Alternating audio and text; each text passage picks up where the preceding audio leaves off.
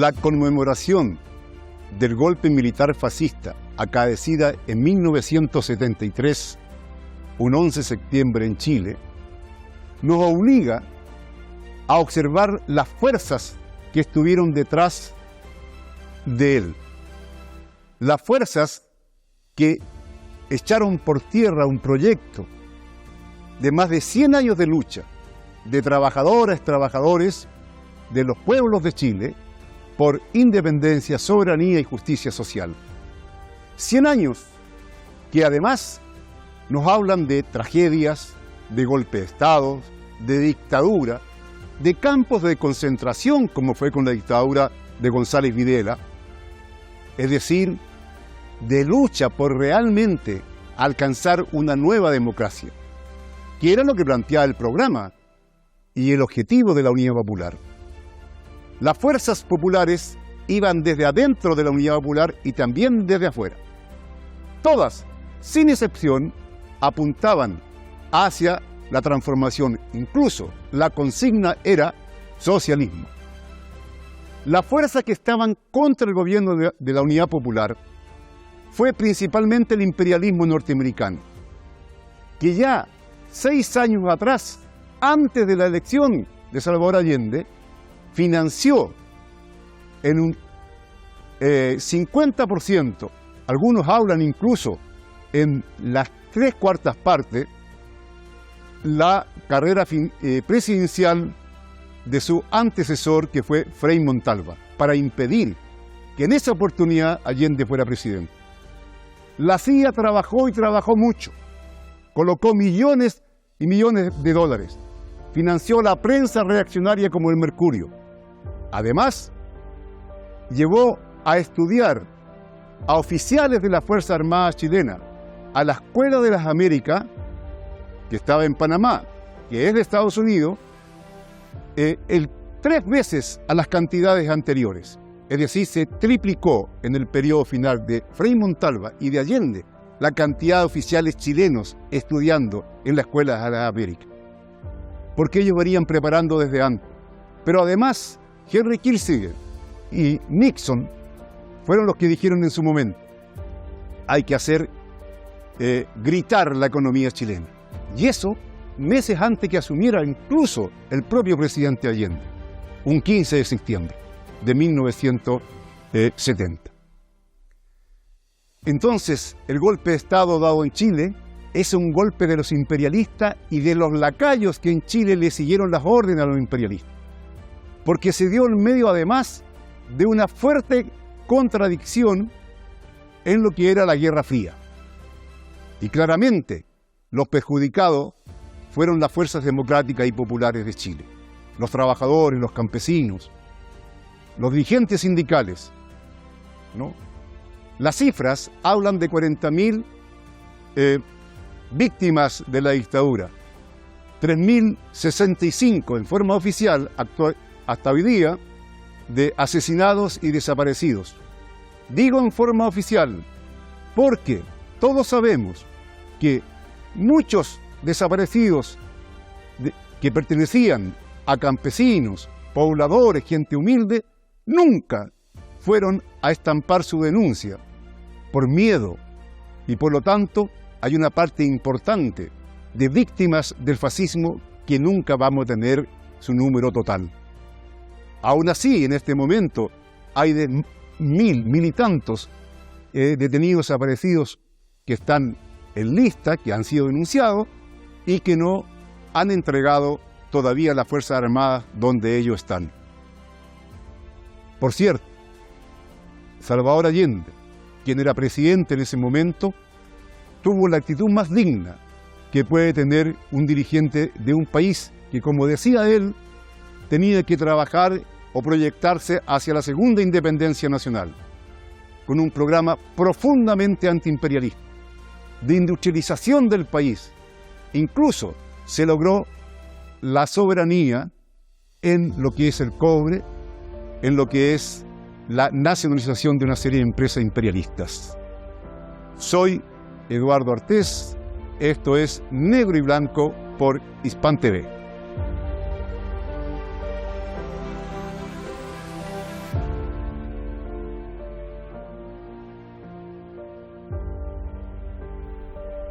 Hoy estamos con Marcelo Oces, expreso político de la dictadura militar fascista de Pinochet. Miembro además actualmente del equipo de la radio Plaza Dignidad. Bienvenido, Marcelo, a nuestro programa Negro y Blanco. Gracias por la invitación, Eduardo. Hoy día, como tú sabes, vamos a centrar en nuestra conversación en torno a lo que son los 50 años de la dictadura militar fascista, ¿ya? De cuando ésta se concretó. Marcelo, tenemos claro que para llegar al gobierno de la Unidad Popular hubo un proceso de más de 100 años, ¿no?, que daba cuenta de un país que no era democrático. No democrático, al menos, desde un punto de vista de los intereses de la mayoría, los trabajadores, los campesinos, pueblo originario.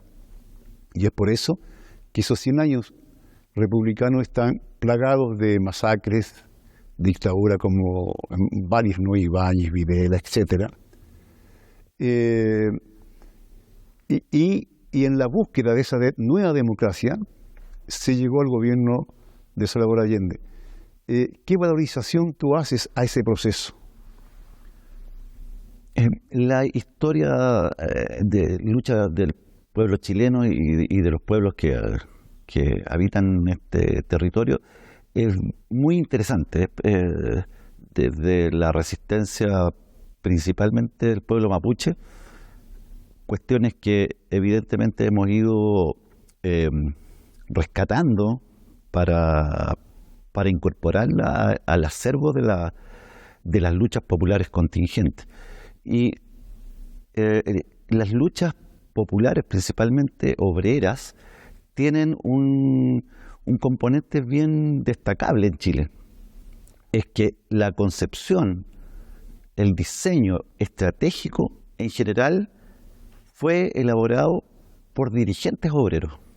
Tiene una característica muy particular el hecho de que el aporte significativo de Recabarren, por ejemplo, fundador de muchas organizaciones, haya tenido esta impronta de trabajador, viniendo desde su propia experiencia y elaborando un proyecto político absolutamente revolucionario, con la incorporación de, evidentemente, una ideología socialista con aspiraciones comunistas, pero tenemos una profunda, diría yo, enraizamiento, digamos, la teoría y la práctica política tiene una carga popular muy significativa.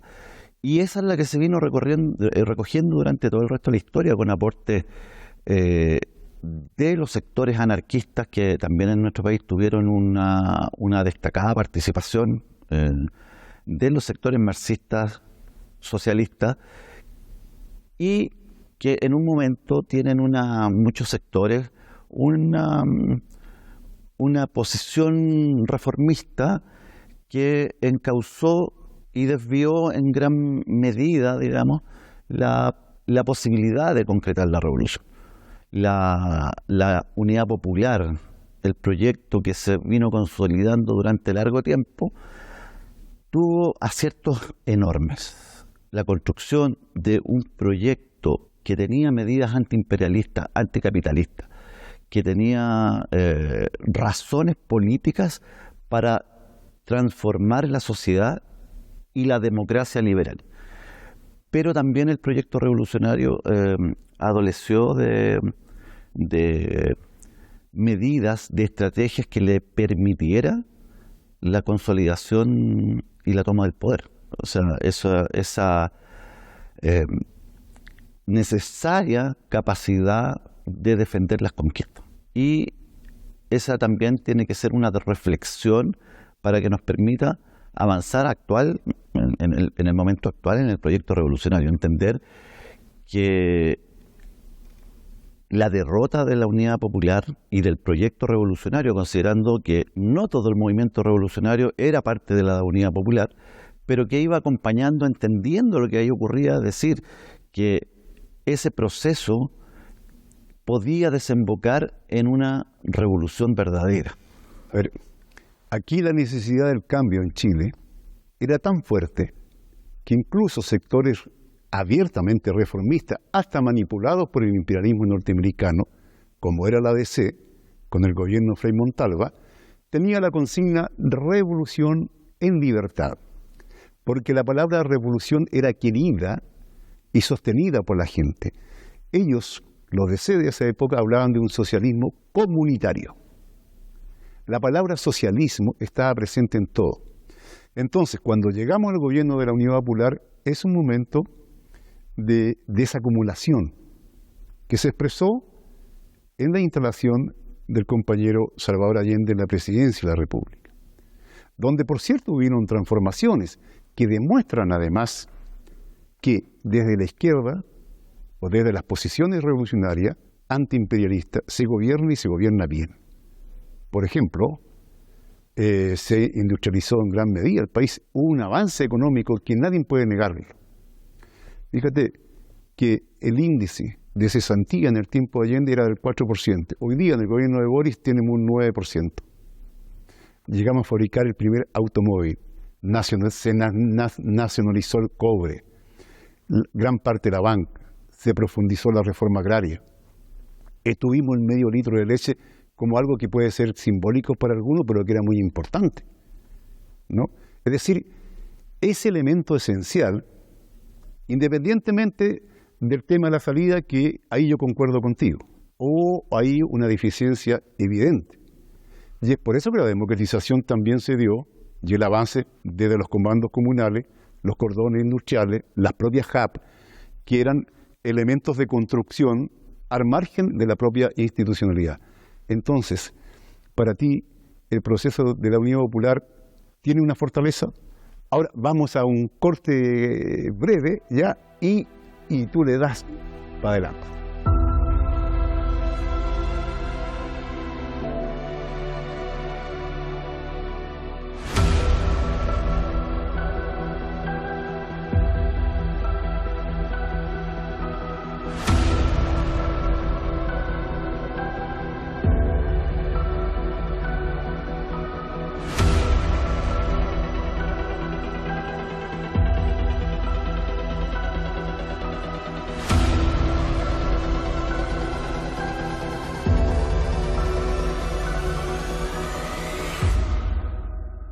Bien, estimado Marcelo, continuamos con la pregunta que quedó planteada.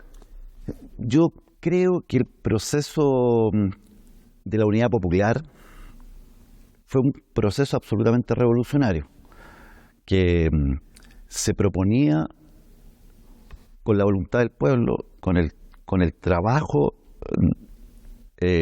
mancomunado de los sectores oprimidos, terminar con un sistema que ya no daba para más, efectivamente. A pesar de ciertos desarrollos que habíamos tenido en gobiernos anteriores,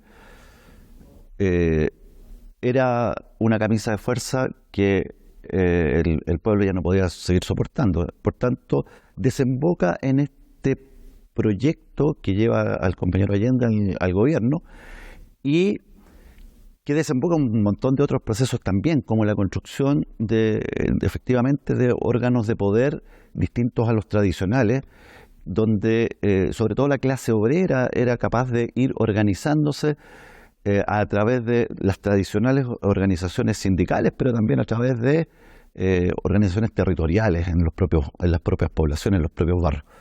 Y el componente efectivamente que faltó fue el aseguramiento de las condiciones materiales para sostener una revolución.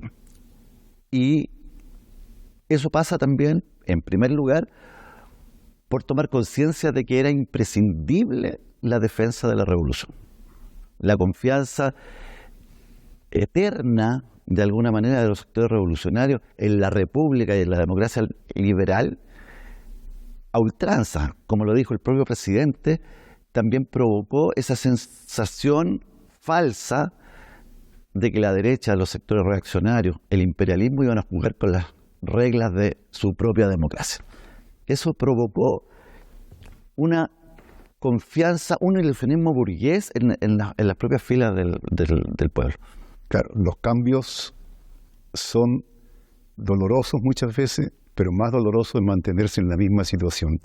Y es claro que esa fantasía que se creó sobre que Chile era un país democrático, que las Fuerzas Armadas eran institucionalistas, garantes de un proceso, ya fue una manera ya equivocada de impedir el golpe. Evidentemente, ¿no? Nada más lejano. Aquí yo creo que los únicos años de democracia en términos occidentales, burguesa, muy fuerte, fueron los 3 años del compañero Salvador Allende. Lo demás estamos llenos de masacre, ¿no? El propio pueblo mapuche fueron 60.000 asesinados para usurpar sus tierras y más de 30.000 obreros, campesinos, fundamentalmente a través de movimientos sociales, huelgas, toma de terreno, etcétera. Tenemos nuestra historia para atrás. Nuestras Fuerzas Armadas nunca fueron neutrales, nunca fueron institucionales en Chile, eso está claro. Y yo creo que en ningún país de Latinoamérica. Ahora bien, ¿cómo nosotros, con esa experiencia, desde la memoria de ese movimiento, de sus luces y de sus sombras, nos proyectamos, cómo podemos tomar, ¿no es cierto?, esa experiencia, que sea un momento de reflexión y de mirada para los habitantes de un país como Chile, que reclama cambios, ¿no?, que hoy día está sometido a un neoliberalismo salvaje y al dominio de lo que es el imperialismo norteamericano. ¿Cómo podemos tomar toda esa experiencia, ¿no?, y reconocer allí un punto de partida? Estos 50 años,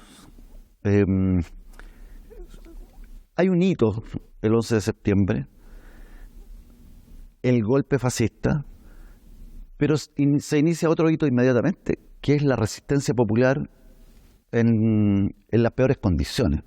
Es decir, con un imperialismo desatado, con las Fuerzas Armadas entronizadas absolutamente y un sector reaccionario que incitó al odio e incitó a la masacre, efectivamente. Pero aún así comienza inmediatamente a organizarse pequeños bastiones de resistencia no solo al golpe, sino que a la contrarrevolución, que es lo que efectivamente ocurrió. Pero lo importante de alguna manera para nosotros es no quedarnos en el dolor, en el sufrimiento y en la victimización. Y cuando hablamos de memoria, ¿qué es lo que nos interesa a quienes seguimos pensando en la necesaria, imprescindible transformación radical de las cosas?